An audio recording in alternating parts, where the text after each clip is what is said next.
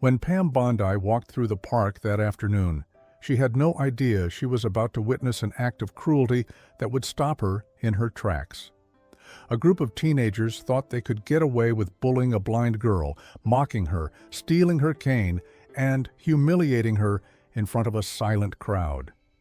But what they didn't realize was that they had just made the worst mistake of their lives. Because Pam Bondi wasn't just any bystander, she was a force to be reckoned with. And what happened next became an unforgettable lesson about courage, justice, and respect. The late afternoon sun bathed the park in golden light, casting long shadows over the winding paths. A gentle breeze rustled the leaves of the towering oak trees, carrying the distant laughter of children playing by the swings. The scent of fresh grass mixed with the faint aroma of blooming flowers, filling the air with a sense of calm. Mia sat on a wooden bench near the fountain, her fingers tracing the raised dots on the pages of her braille book. The cool metal of her white cane rested against her leg, within easy reach. Her service dog, Leo, lay beside her, his golden fur warm beneath the sunlight. He was trained to be alert, but at this moment he was relaxed, ears twitching slightly at the sounds around them. For Mia, the world existed in textures, sounds, and scents. She didn't need to see the sky to know it was clear. She could feel the warmth on her skin. She didn't need to watch the birds to know they were there. Their chirps told her everything she needed to know. The park was one of the few places where she felt completely at peace, a sanctuary from the chaotic world that often treated her differently. She turned a page in her book, running her fingers over the words, when she heard footsteps approaching. They were uneven, careless, the kind of walk that carried arrogance. Leo shifted slightly, his tail flicking in quiet awareness. Mia tensed. Something about the movement in the air around her changed, like an unseen storm rolling in. Laughter. Low at first, then louder. Close. Mia's grip on her book tightened.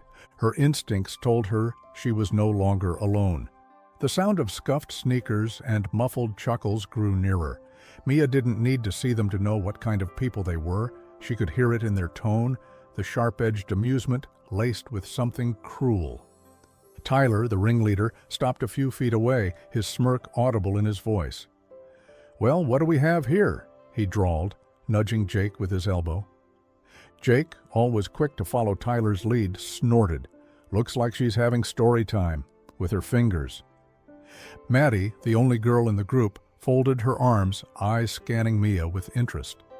"How does that even work? Do you, see the words in your head or something?" Mia's jaw tightened. She'd dealt with ignorance before. This was different. This wasn't curiosity. It was mockery. Leo shifted beside her, his body tensing, as if he could sense what was coming. Mia forced herself to stay calm. "It's called braille," she said evenly, keeping her voice steady. "It's how blind people read." Tyler snickered. "That's so weird. What happens if someone—" He lunged forward and swiped the book from her lap. Mia gasped, her hands flying out instinctively, but she grasped nothing but air. "Oh, would you look at that?" Tyler said, holding the book up as if it were some kind of foreign artifact. "Guess you didn't see that coming." Jake burst out laughing. Maddie smirked, flipping her hair over her shoulder. Mia's stomach tightened. "Give it back." Tyler flipped the book open, dragging his fingers across the raised dots. "How do you even know what this says? What if someone messed with it and wrote something else?" "That's not how it works," Mia snapped, anger flashing in her tone now. Tyler raised an eyebrow. "Oh? You sound mad.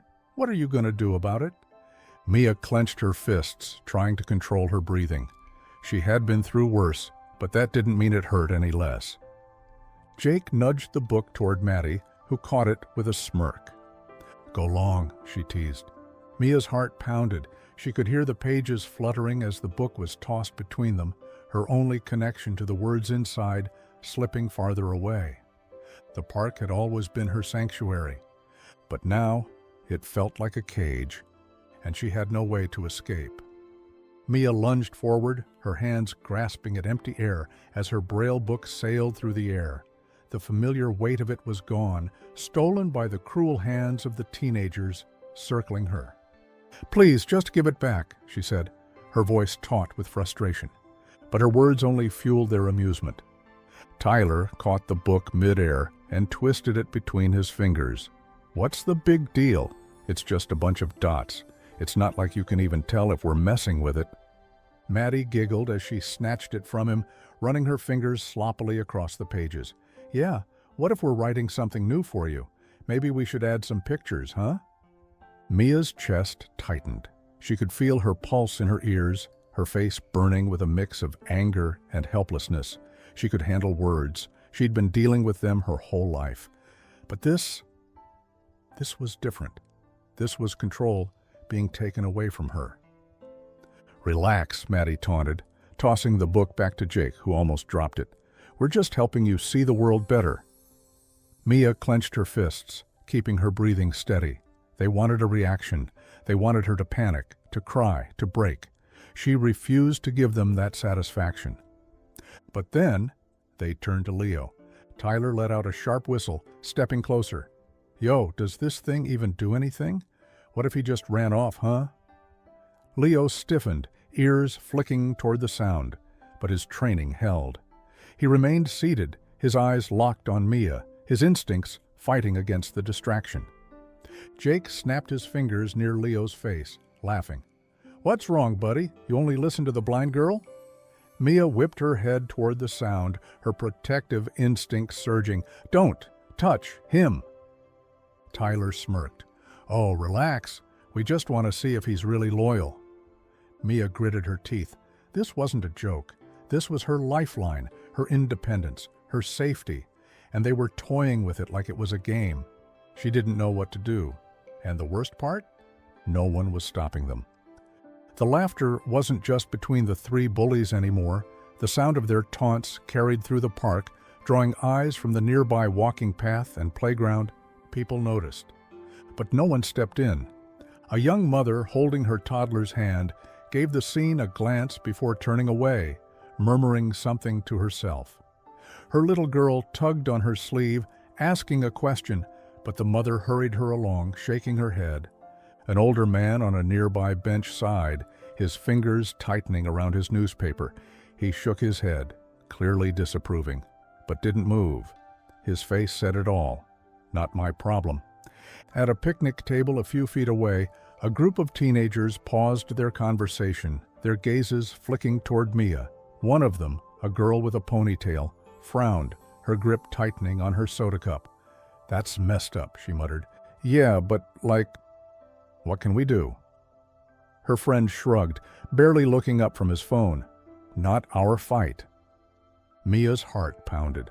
She could hear them watching, could feel their eyes on her, their whispered words grazing the edge of her awareness.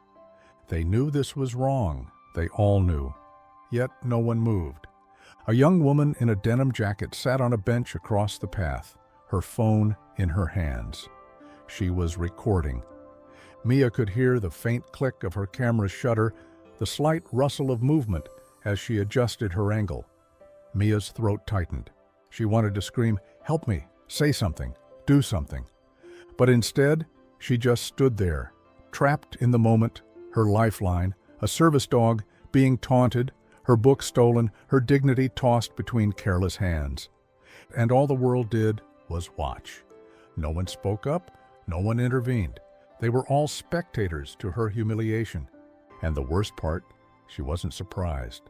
Mia's heart pounded in her chest, but she refused to cry. She could feel the weight of their stares, the sharp edge of their laughter cutting into her, but she wouldn't give them the satisfaction of seeing her break. Her hands clenched into fists. She had dealt with stares before, the awkward silences, the moments where people assumed she was less because she couldn't see. But this was different. This was intentional cruelty. "Just give it back," she said, her voice shaking but firm. "You think this is funny?" Tyler scoffed, his smirk widening. "Yeah, kinda." Jake snickered. "You're being so dramatic, we're just messing around." Mia's grip on her cane tightened. "No, you're not. You're humiliating me for fun." Maddie rolled her eyes. God, chill. It's just a book. It's more than that, Mia snapped, anger boiling just beneath her skin. That book, those dots, that's how I read. That's how I learn. She took a step forward, her hands outstretched. Now give it back. Tyler leaned back, pretending to consider it, then suddenly kicked her cane aside. Mia's breath hitched. The familiar weight of her only connection to the world around her was gone, clattering against the pavement. "Oops," Tyler said, his voice dripping with mock innocence. "Looks like you're stuck." Jake laughed. "Yeah, what now? You gonna cry for help?" Mia took a deep breath, steadying herself. She wouldn't cry, she wouldn't beg, she would not let them win. Instead, she lifted her chin, keeping her voice steady. "Number, I'm going to find it myself." The smirk on Tyler's face faltered, just slightly. Mia took slow, careful steps, reaching out blindly. She didn't care how foolish she looked. She wasn't going to let them strip her of her dignity. A hush fell over the park. Even the people watching seemed to hold their breath, waiting. Mia's fingertips brushed the pavement. Then, before she could reach it, Tyler's foot slid forward, nudging the cane just out of her grasp. Mia's chest tightened. She could hear the snickers around her. She refused to let them see her falter. Then, a new voice cut through the air. "What do you think you're doing?" The sharp, authoritative voice snapped through the silence like a whip. The bullies froze. Mia tensed, her pulse quickening. She didn't recognize the voice, but she could tell, whoever this was, they weren't afraid to step in. Pam Bondi strode forward, her presence commanding the space like a force of nature. She wasn't just passing by, she had seen everything. And she was furious. Her golden retriever Duke walked in stride beside her, his leash looped loosely around her wrist. But Pam wasn't focused on her dog. Her sharp blue eyes were locked on Tyler, Jake, and Maddie like a hawk sizing up prey. Tyler straightened instinctively, like a kid who just realized he was about to be caught red-handed. We were just... Just what?" Pam cut him off, her voice like steel wrapped in silk. "Stealing from someone? Kicking away the one thing that helps her navigate the world?" Mia exhaled sharply, the tension in her chest loosening just a fraction. She had no idea who this woman was, but the bullies were rattled. Maddie shrunk back, her usual confidence faltering. It was just a joke. Pam let out a cold laugh, her arms folding across her chest. "Oh, a joke? Let me guess. It's only funny when the person being humiliated has no way to fight back." Jake looked at the ground, suddenly very interested in his shoes. Pam turned to Mia, her expression softening for the first time. "Are you all right?" Mia nodded, her voice quiet but steady. "I just want my cane back." Pam's jaw tightened. She turned back to Tyler, her gaze piercing through him like a blade. "Pick it up." Tyler hesitated. Pam took a step closer. "I suggest you do it before I call the authorities, and trust me, I know exactly which laws you just violated." Mia heard the shift in Tyler's stance. She could almost feel the moment he realized who he was dealing with. "Dude," Jake muttered under his breath, "that's Pam Bondi." Maddie's eyes widened. "Wait, the former Attorney General?" Pam arched an eyebrow. "So you do know who I am? Good. Then you know I don't tolerate bullies." The entire park had gone silent. Parents, joggers, even the woman who had been recording. It was like the entire world had paused to see what would happen next. Tyler exhaled sharply, then bent down and picked up the cane. He hesitated, then extended it toward Mia. Mia reached out, her fingers closing around the familiar grip. A wave of relief washed over her. Pam didn't let Tyler off that easily. She tilted her head, her tone dripping with unshakable authority. "And now, you're going to apologize." Tyler's mouth opened, then closed. His usual arrogance was gone, replaced by something Mia hadn't expected. Shame. He swallowed hard. "I'm sorry." Pam's eyes flickered toward Jake and Maddie. "You too?" Jake and Maddie mumbled half-hearted apologies, avoiding eye contact. Mia took a slow breath, her grip on her cane tightening. She wasn't sure if she believed them. But it wasn't about their words. It was about the fact that, for once, someone had stepped in. Pam turned back to the crowd, her voice clear, cutting through the silence. "I hope everyone here just learned a lesson." And, judging by the looks on their faces, they had.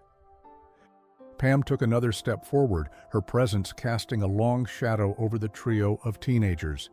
Her movements were deliberate, measured, a lioness stepping into a den of hyenas. Mia heard the subtle change in the air, the way Tyler's breathing hitched ever so slightly. For the first time, he wasn't in control of the situation. Pam's voice was like ice. "What do you think you're doing?" The words weren't loud, but they cut through the park's silence like a knife. Tyler tried to play it cool, shoving his hands in his pockets. He let out a forced chuckle. "We were just messing around, no big deal." Pam's expression didn't budge. She was a woman who had gone toe-to-toe with corrupt politicians, fought high-profile legal battles, and stood against some of the most powerful people in the country.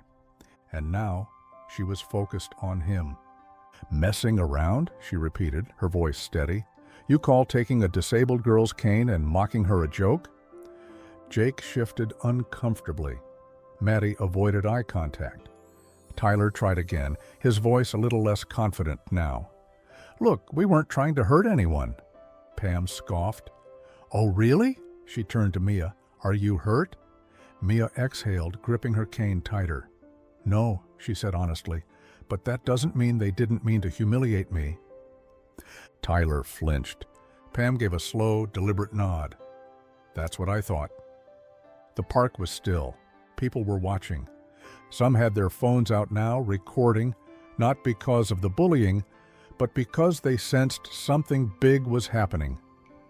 Pam let the moment settle before stepping between Mia and the bullies, creating a firm, unbreakable barrier. She wasn't just defending Mia, she was making it clear that they weren't getting away with this. Then she spoke again, and this time, her voice carried the weight of authority.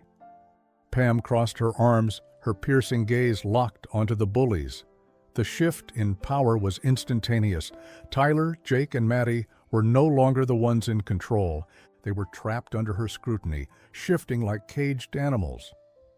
"You think harassing a blind girl is a joke?" she asked, her tone calm but lethal. She didn't wait for an answer. "Then let's talk about criminal harassment, ADA violations, and potential animal interference laws." Jake blinked. "Wait, what?" Maddie looked pale now. "Animal interference?" Pam tilted her head, her expression deadly serious. "That's right," she said, her voice slow and deliberate. "The Americans with Disabilities Act, a federal law, protects service animals from harassment, intimidation, or interference. And what did I just witness?" Tyler's jaw tensed. Pam continued, unwavering. "You whistled at her service dog to confuse him. You invaded his space. If Leo had reacted to your harassment, Mia's safety could have been compromised, and that, boys and girls, is a crime." Jake swallowed hard. We didn't know that." Pam arched an eyebrow. "Not knowing the law doesn't make you less guilty." Tyler exhaled sharply, rubbing the back of his neck. His confidence was draining from him like air from a punctured tire. Pam wasn't done. "There's also something called intentional infliction of emotional distress." She tapped a manicured finger against her hip, which, by the way, is an actual legal term. It means if you purposefully humiliate, terrorize, or cause severe distress to another person, you can be sued. Tyler's eyes widened just a fraction. Pam saw it, and she smiled. Not a kind smile, but the smile of a lawyer who knew she had just backed her opponent into a legal corner. Maddie let out a nervous laugh, but it was forced, awkward. "Okay, look, we weren't trying to terrorize anyone." Pam's expression didn't soften. "Oh, really? Then explain why Mia had to beg for her cane back. Explain why you all thought it was okay to mock her for reading." Maddie bit her lip. Jake glanced at Tyler, clearly looking for an escape. Tyler knew they were losing control. He hated it. Pam let the silence stretch, let them squirm. Then, finally, she spoke. "You three are lucky I'm giving you a chance to walk away from this without consequences," she said. "But make no mistake, this is your warning. Next time, I won't just talk. I'll press charges." The words hung in the air like a final sentence. And for the first time all afternoon, the bullies looked afraid. For the first time since the bullying began, the tide shifted. Pam's unshakable authority had cracked through the silence, and now the people who had once stood by and watched began to stir. The woman who had been recording the entire time moved closer, lowering her phone just slightly. "Hey," she called out, her voice firmer now, no longer just an observer. "This is going viral, whether you like it or not." Tyler whipped around, his face flushing. "What?" "Oh, yeah," she continued, waving her phone in the air. "I got the whole thing. Want to see how many people think you're tough for bullying a blind girl?" Mia heard Tyler's breathing quicken, felt the air shift as the crowd around them grew bolder. A young father with a toddler on his hip stepped forward, his expression dark with disappointment. "You kids should be ashamed," he said. His voice wasn't loud, but it was heavy, carrying the weight of a lesson being taught. His little girl looked up at him wide-eyed, and he shook his head. "This isn't how you treat people." A few feet away, the old man who had sighed earlier finally spoke up, his voice gravelly but firm. "Disgraceful." He shook his head again. "Absolutely disgraceful." Jake's face drained of color. Maddie fidgeted uncomfortably, her arms crossed tight over her chest. The park had turned against them. Tyler, the ringleader, looked around, trapped. The same audience that had once been silent spectators had become witnesses to his shame. Pam glanced at the growing crowd, her sharp gaze lingering on each person. "Funny, isn't it?" she said. "How it took me stepping in for the rest of you to say something?" The silence stretched. A few people shifted uncomfortably. Some looked away, ashamed. Mia didn't blame them. She had long ago accepted that most people chose comfort over courage.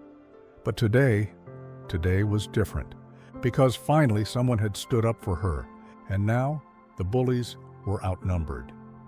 Tyler let out a sharp, frustrated exhale, trying to regain control of the situation. "This is stupid," he muttered, shaking his head. "It was just a joke." Pam zeroed in on him, crossing her arms. "Oh, was it?" she asked, her tone flat. "You think taking someone's cane, taunting their service dog, and publicly humiliating them is a joke?" Tyler glanced at Jake and Maddie, but they weren't laughing anymore. We didn't mean," Maddie started, but Pam didn't let her finish. "Would it be funny if someone did this to you?" she asked, her voice sharp. "If someone took your ability to walk or see or hear and treated it like a game?" Jake swallowed hard, shifting his weight like he wanted to disappear. Mia tightened her grip on her cane, her hand still shaking slightly, but now it wasn't from fear. It was from anger. "You didn't mean to hurt me," she said, her voice quiet but cutting. "Then why did you laugh?" Tyler opened his mouth, then closed it. Pam stepped forward, her eyes narrowing. "Tell me, Tyler, how about we call your parents? I'd love to hear what they have to say about this." Tyler's entire body tensed. Jake went rigid, shaking his head. "No, don't do that." Pam tilted her head, considering. "Or better yet, how about we call your school principal?" She reached into her pocket, pulling out her phone. "Because I'd really like to know if bullying disabled students is something they encourage." Panic flickered across their faces. Maddie's mouth dropped open. "Wait, you don't have to—" Pam raised an eyebrow. "No? You're telling me you don't want the people in charge of your future to see how you behave in public?" Jake took a step back, glancing between Tyler and Maddie. His confidence had completely vanished. Tyler, now visibly nervous, turned to Mia. "Look," he said, his voice stiff. I'm sorry, okay?" Pam didn't even blink. "Say it like you mean it." Tyler looked away, jaw clenched. Mia could feel it, the shift. For once, the power was in her hands, and they knew it. Pam took a slow step back, sweeping her gaze across the crowd that had gathered. Parents, joggers, teens, elderly park-goers, they were all watching. Some still had their phones up, capturing every second. Others stood frozen, guilt and discomfort written across their faces. But no one spoke. Pam's voice cut through the silence. "Let me make something very clear." The weight in her tone was impossible to ignore. Even the birds seemed quieter now, as if the entire park was holding its breath. "If you see someone being mistreated, don't look away. Speak up." A few people in the crowd shifted uncomfortably. Some lowered their eyes. Pam didn't let up. She turned to the woman who had been filming earlier. "You had time to record this. Why didn't you step in sooner?" The woman flushed red, glancing at her phone. I thought someone else would say something." Pam let that sit for a moment. Then she turned her attention back to Tyler, Jake, and Maddie, who still stood awkwardly, their confidence drained. "You thought this was funny," Pam said, her tone even but unyielding. "Because you thought you had power over someone. But let me tell you something. Respect isn't about power, it's about character." Tyler gritted his teeth, clearly uncomfortable under her gaze. "If you wouldn't want this done to you," she continued, her voice sharper now, "then don't do it to someone else." Jake stared at his shoes. Maddie crossed her arms, but her expression was no longer smug, it was embarrassed. Pam let her words hang in the air, and then the first nod of agreement came. A man in the back, arms folded, gave a firm nod. "She's right." Then another voice. "Yeah, why didn't we say something sooner?" More murmurs rippled through the crowd. Pam didn't smile. This wasn't about feel-good moments. This was about holding people accountable. And judging by the looks on their faces, her message had landed. The bullies shuffled their feet, the weight of shame settling on their shoulders. Tyler exhaled sharply, his usual cocky posture slumped. Jake rubbed the back of his neck, eyes darting around as if looking for an escape. Maddie, always the quickest to talk, now seemed at a loss for words. The tables had fully turned, but Mia wasn't interested in their discomfort. She lifted her chin, her grip on her cane firm. Then, for the first time since the incident started, she spoke on her own terms. "I don't need pity," she said, her voice steady, clear. "I need people to treat me like anyone else." The power in her words was undeniable. Tyler's mouth twitched like he wanted to argue, but he had nothing left to say. Mia continued, "I don't want to be the girl people feel sorry for, and I don't want to be treated like I don't matter. I just want people to respect me the way they expect to be respected." The crowd murmured in agreement. A mother near the front, who had been quiet this whole time, nodded slowly. "She's right." Another man, still holding his young daughter's hand, let out a heavy sigh. "We should have done something sooner." Pam glanced at Mia, something softening in her expression. "You have more strength than most people in this park," she said quietly.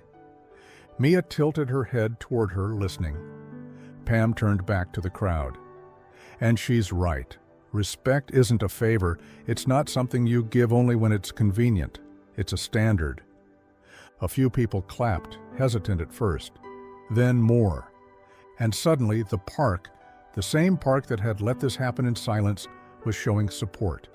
Not with empty words, but with understanding. And change. Tyler stood there, his confidence completely shattered. His usual cocky grin was gone, replaced by something uncertain, almost vulnerable. He glanced at Jake and Maddie, but they offered no support, no backup this time. The power had shifted, and he knew it. Pam crossed her arms, her expression unwavering. "Well?" she pressed. Tyler shifted uncomfortably, his jaw tight. He hated this feeling, being called out, being forced to take responsibility. He mumbled something under his breath. Pam didn't let it slide. "Louder," she said, "and look Mia in the eye when you say it." Tyler clenched his fists, but he knew he was cornered.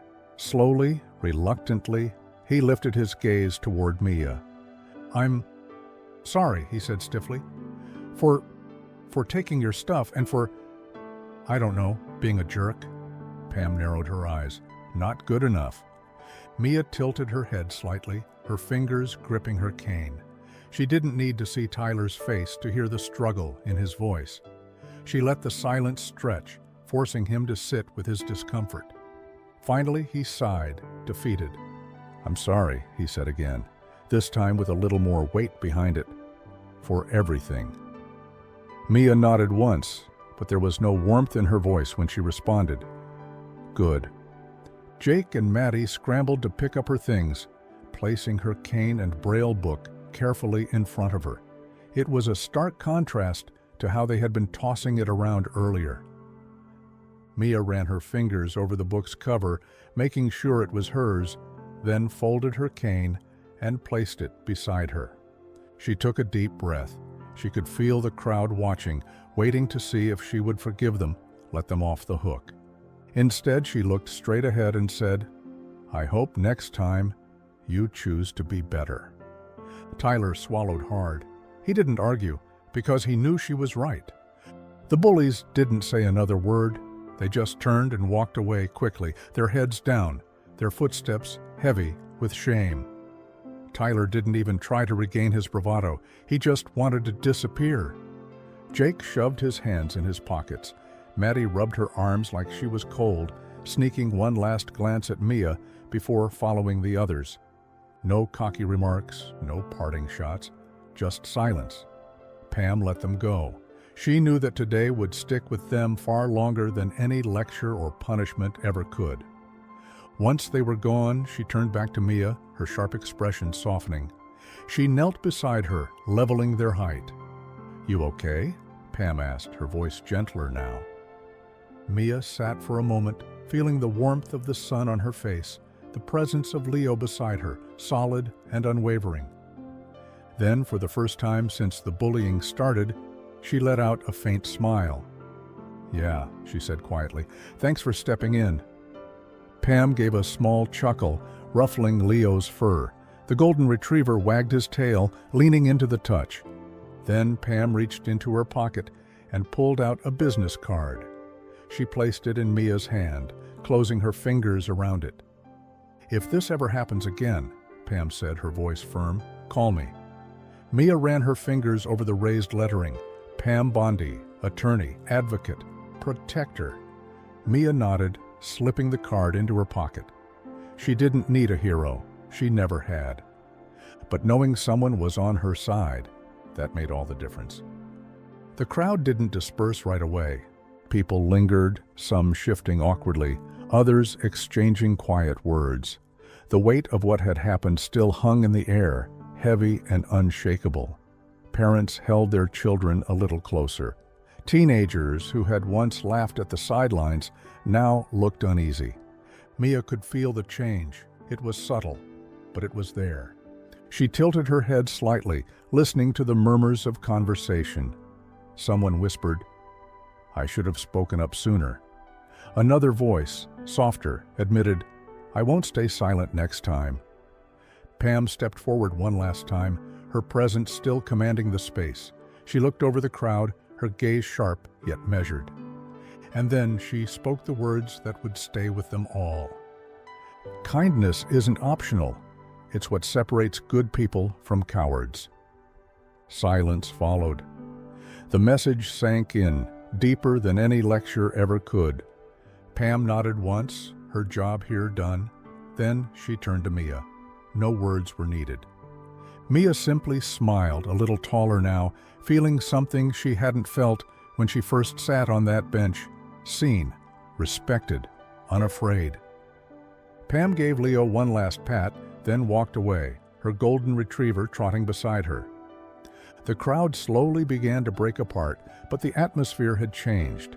No one would forget what happened here today. Not Mia, not Pam, and certainly not the bullies. The impact beyond the park. Later that evening, the video of the incident spread like wildfire. Clips of Pam confronting the bullies, The moment Tyler was forced to apologize, Mia standing her ground, the lesson in kindness that had been witnessed by dozens, but now seen by millions. The internet exploded with reactions.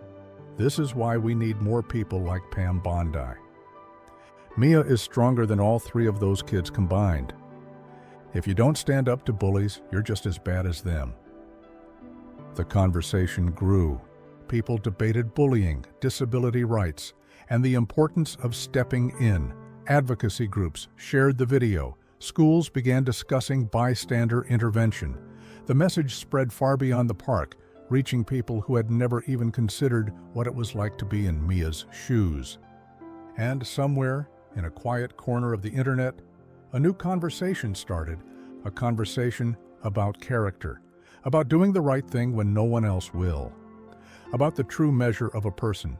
Because at the end of the day, the true test of character is how you treat those who can't fight back. Want to hear more of this? Then click on the video on the right-hand side, which is even more insane.